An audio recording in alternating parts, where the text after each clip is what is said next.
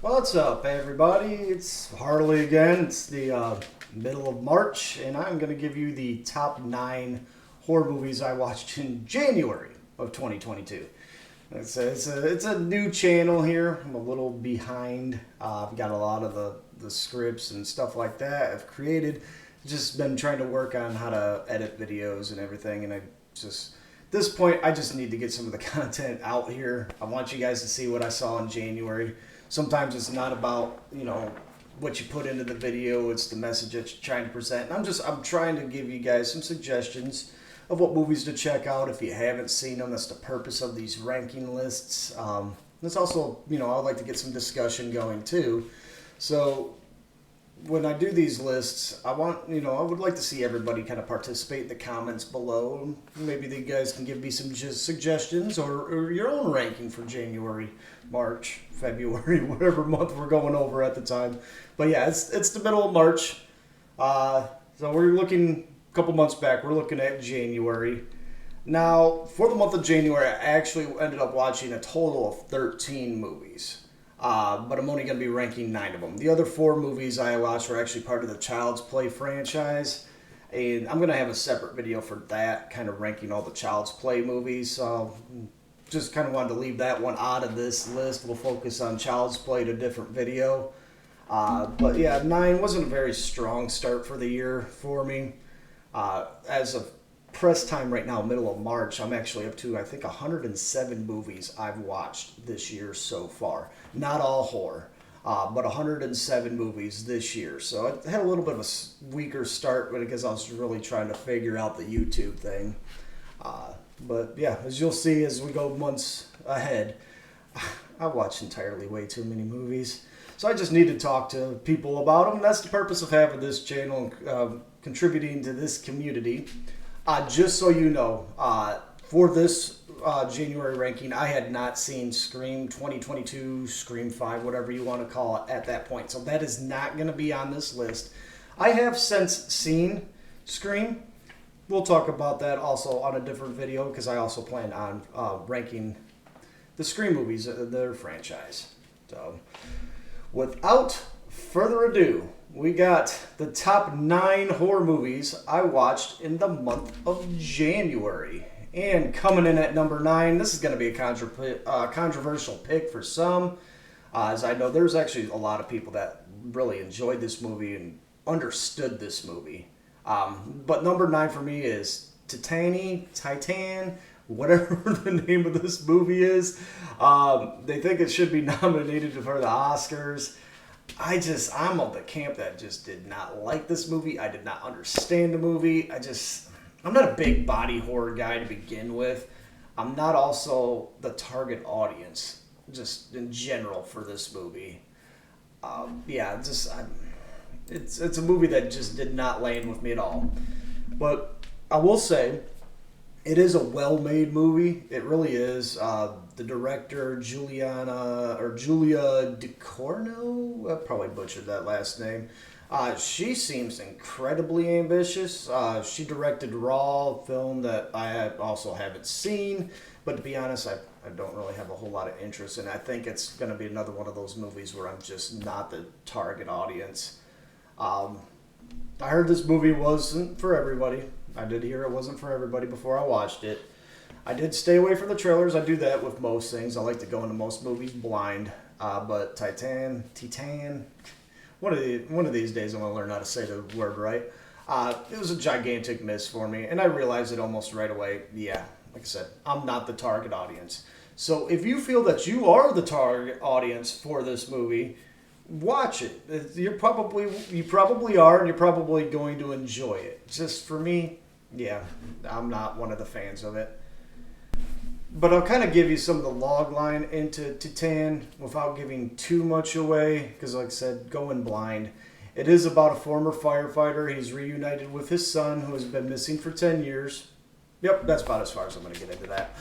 I'm not going to give you pretty much more. Just go in blind.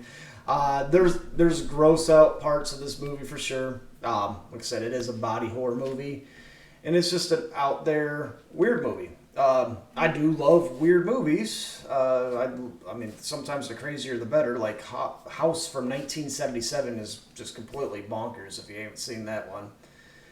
I just need to have some kind of connection to the characters, maybe some semblance of understanding of the plot, and I just wasn't getting. I wasn't getting it. I wasn't understanding the message the director was trying to put across. But there are reviewers that I have seen out here on YouTube that have placed this movie in their top 10 list. So there is people that understood this movie and what it was trying to accomplish. So maybe I'm not that guy to understand it. Maybe you'll be the person to understand it. So I do recommend watching it if you feel it is a movie for you. Coming in, number 8, we got the sequel to the 2019 movie Jack in the Box, and that is Jack in the Box Awakening. Now, this is the first horror movie I've seen in 2022, so I believe there's nowhere else to go up but from here. God, this movie was just terrible. The creature design, it's decent enough, but where it falls flat, there's no gore. They literally show nothing in there except for a hand going back into a box after a kill. Yet, you don't see anything. There's no blood. There's no carnage. The characters, they're flat. They're dull. There's nothing about this movie that just takes it over what I would consider to be like a meh, territory. Like it's forgettable. The director of this movie, it's Lawrence Fowler. He directed the first film as well. He also directed Curse of the Witch's Doll. I haven't seen that movie yet. I have no plans to, I guess. This movie, I don't really know what else to pretty much say about it. It's just a dud. And if this was any kind of indication of what this year was going to be like in horror, that's not looking good. But since then, I have actually seen good horror movies released in 2022. So luckily, this was just a bad way to start, but it did go up from here. But if Lawrence Fowler, if he decides to make another Jack in the Box movie, hopefully every kill won't end up with the hand disappearing in the box. Give me something to look at. Give me a kill to watch. If you're going to make an absable movie, that's fine. But give me at least 1 or 2 decent kills. And this one just didn't have anything. Number 7. Now, God, I did really see some shitty movies this month. Number 7 is the 2019 movie, Jack in the Box. Now, we just talked about Jack in the Box Awakening. Now we're talking about its first movie, the original Jack in the Box. Slightly better than the sequel, but not much. It's really the same complaints that I have with the second one.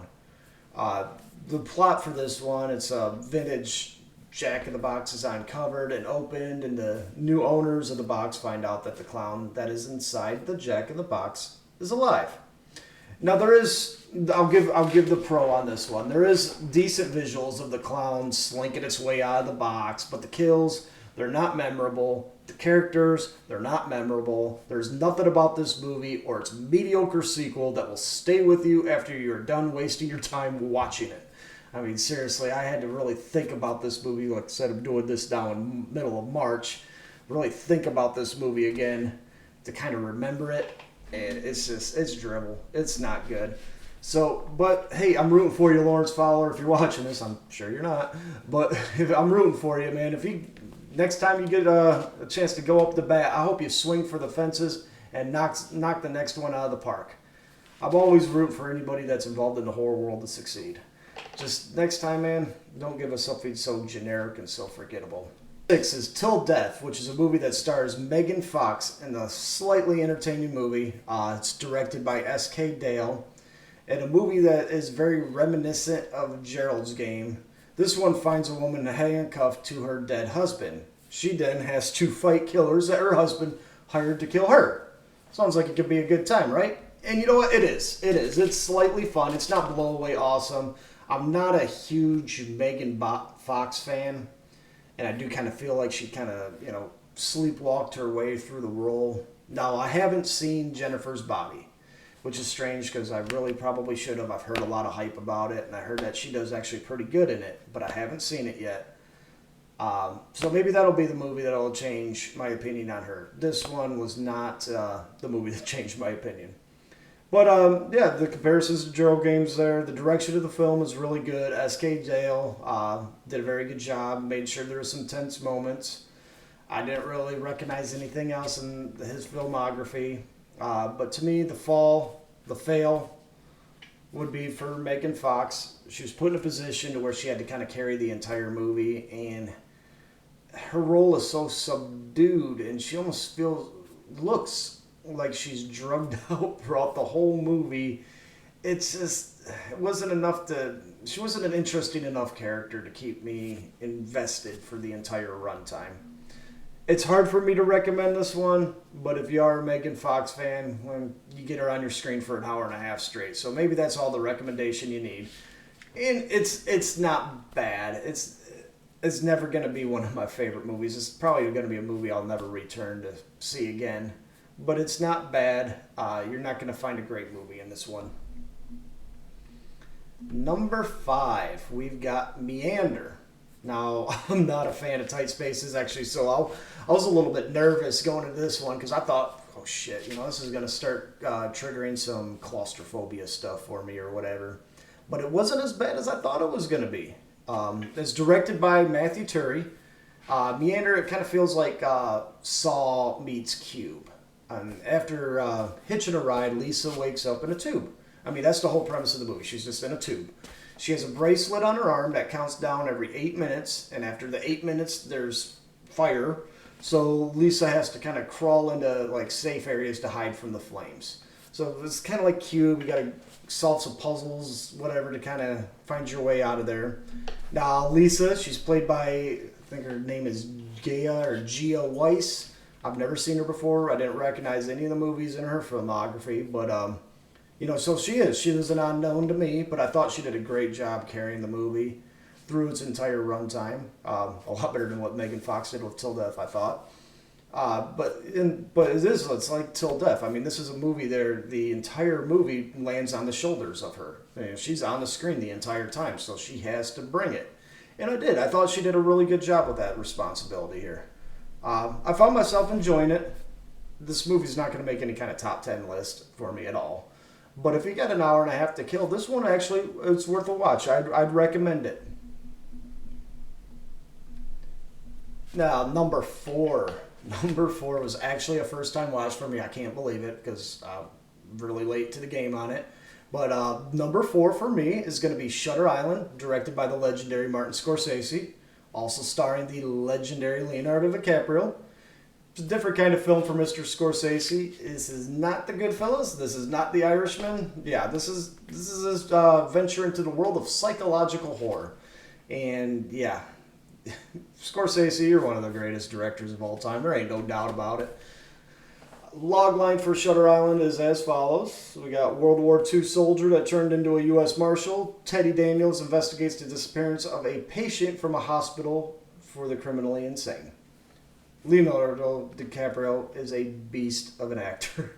He really is. I didn't care for him during the whole Titanic period, but man, once he hit like The Departed and get with Quentin Tarantino, Leonardo DiCaprio is just a beast. He's one of my favorite actors of all time, and this is one of those movies that I thought he brought it and shows exactly how good of an actor he is. The other standout of the film, of course, being that of Mark Ruffalo. Mark Ruffalo, the guy who plays Incredible Hulk, Bruce Banner. He didn't quite steal the scenes away from Leo, but damn if he didn't get close on a couple of them. He showed me some acting chops in this movie. But this movie, it's 12 years old now. Most of you have seen it. Unlike me, I've slept on the movie for way too long. Finally got a chance to see it. This Shutter Island is a masterclass of acting and directing. The only negative I can come up with this movie, and I don't know, maybe it's just because I've seen so many movies, but I found the twist to be predictable. I called it really early in the movie, but I'm not going to give away the twist just in case you haven't seen it. This isn't supposed to be really, truly spoiler reviews here. This is more recommendations for you. Shutter Island does hold up, I guess, for being a 12-year-old movie. I'm mad at myself it took me so long to watch it, but this was really good. Highly recommended. Number 3. Now, this movie was a lot of fun. and that is 2017's Happy Death Day, the Groundhog Day of horror films. Don't let the PG-13 rating detract you, because honestly, that's what probably stopped me from watching a movie for so long, is I generally don't go towards the PG-13 horror movies. I sat down with my son to watch this, and hell, we both had a blast with it. It's directed by Christopher Landon, who also directed a sequel. He also directed the Vince Vaughn movie Freaky, which was really good, and Scout's Guide to the Zombie Apocalypse, which I actually haven't seen Scout's Guide yet, so I can't really comment on that. But Freaky was fun. Yeah, it is. It's gonna be. It's considered to be the Groundhog Day of horror films. The horror in this is actually fairly light. It does play more as a comedy, if anything else. There is really some seriously funny stuff in there, and the movie's got heart. It really has a lot of heart. There's a lot of scenes in there, and you'll know what I'm talking about when you get to them. But yeah, this was a first time watch for me. It says not really a truly a horror movie. It is a horror movie, but it's not maybe at its core. But there's really not a lot of blood or a lot of scares in it, so it is something that you can watch easily with your teenage kid or whatever. It plays great as a comedy. Your main actress in this one's going to be Jessica Rothe, who plays Tree. I guess she's also in the sequel. Well, actually, I know she's in the sequel. I don't know why I said I guess. She is in the sequel. She was also a supporting actress in La La Land, which was a fantastic movie. Not horror, but hey, I'm allowed to like musicals too, right? So Tree, she fulfills a full character arc throughout the whole movie, where you start off, you hate her at the beginning, and then as the layer upon layer kind of gets removed and the movie kind of goes along, you start to really come around on her. And by the end of the movie, you're rooting for her. I'm a sucker for those kind of movies. I'm a sucker for these kind of movies, I should say. I mean, Groundhog Day, Bill Murray's best movie. Recent movie Palm Springs of Andy Samberg was awesome. So I like these ones where you kind of relive the same day over and over again, and Happy Death Day fits itself right in with those two. Great movie. I had a lot of fun with it. Number 2, we have got The Collector. Now this movie's from 2009, and this is also a first time watch for me. I've avoided this movie, really. I'm a horror fan, and I like some subgenres more than others. I really kind of put this into categories being like a torturous type movie. I'm not a fan of like Hostel. I'm okay with some Saw movies. They're not my favorite. You're not going to see a whole lot of torture movies getting reviewed on here. And I just I guess, lumped this one into that category. It's not quite as bad as I thought it was going to be. It is violent. I mean, there's no doubt about it. There's a lot of violence in this one. It's just not the beast that I built up in my head. It was just kind of like, yeah, I'm going to stay away from it. I decided after seeing it make so many lists, top 10 lists, I'd finally give it a go. And I'm glad I did. The hype train, it got to me. I said, screw it. If it's that gross or if I'm that unnerved by it, I'll just shut it off. And I made it through the whole movie. So really the plot of this one, it's an ex-con needs to repay his debt to his ex-wife, I guess. So he plans to rob his employer's home. Except there is a second criminal already there. He's rigged the house up with almost like ultra-violent Home Alone traps. So it really is like Home Alone meets Saw. It's interesting. It's directed by Marcus Dunstan, who also directs the sequel, The Collection, which as of the time of this recording here, I still haven't seen that sequel yet, but I am pumped to watch it. Just have to get around to watching it. Josh Stewart, he's the main star in this one. He's actually got a pretty impressive filmography. He's been in everything from Dark Knight Rises to Tenet, and he does exceptionally well in this movie. But yeah, Collector, it's a damn good time. If you haven't seen it, or if you haven't seen it in a while, go ahead and give it a go. I waited way too long to watch this, and this one, the hype train was real. The hype was right. This was good. This was fun. But coming in, number 1, the gold medal for the month of January for all the movies that I watched. That's going to be Antlers, a 2020 film directed by Scott Cooper. He also directed Black Mass and Crazy Heart. If you guys haven't seen Crazy Heart, I love that movie. that's one to check out. Once again, not horror, but still a fun movie. And this was one of the better horror movies to come out last year. It's about a teacher who discovers that one of her students has a dark secret at home. Now, I don't want to dive too much into this plot for those that haven't seen it. Just one of those. Just go ahead and skip the trailer. Just go ahead and watch the movie. Let it play out for you that way. It's the movie is very engrossing. It's almost depressing at points. The kid is played by Jeremy Thomas, who, I mean, he almost gives an award-winning performance in this. He absorbed you into his character. He didn't even need to use dialogue really to do it. He was just a scene stealer. He just had the saddest face. You just felt so bad for this kid throughout the whole movie. He's a powerhouse of an actor already for his age. And then you got some of the other actors in this. You got Jesse Plemons, who's basically in every movie now. And basically awesome in every role he gets, like Power of the Dog and stuff like that. But and you got Kerry Russell, you know, she's from Honey, I Blew Up the Kid. She turned into being a great actress. I mean, I haven't seen a ton of her work, but if this movie's any indication, I think you're going to see Kerry Russell probably some more major roles coming up. Creature design for this one was one of the better ones from last year. And some of the scenes in this is straight up intense. I'm not sure if I'll believe this at the end of the year. But as of right now, I think I actually like this movie better than Malignant. I mean, I liked Malignant a whole bunch. So, yeah, number one. That's what we have. We've got Antlers. That's it. That's the top 9 horror movies that I watched in the month of January 2022. This is not the top 9 horror movies released in January 2022. It's just the top 9 horror movies that I watched. Now, I'm hoping to get a lot more than 9 to review in the month of February. We'll be getting into that list here in the next video or so that I'll be posting up soon. Like I said, it is the middle of March. I am way behind. I guess this is the point where if I say that if you like the video, hey, throw me a like, throw me one of those thumbs.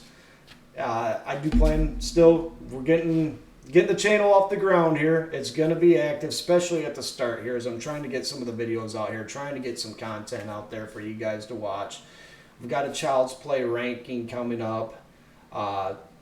We just had the Leprechaun franchise ranking put out there. There's going to be a lot of content, so I don't want you guys to miss out. I'd like you to be along for the ride, so make sure to hit that subscribe button as well.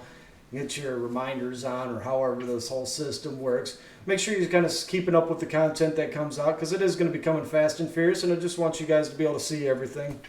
But thanks for stopping by. We'll see you again next time. Thanks, guys.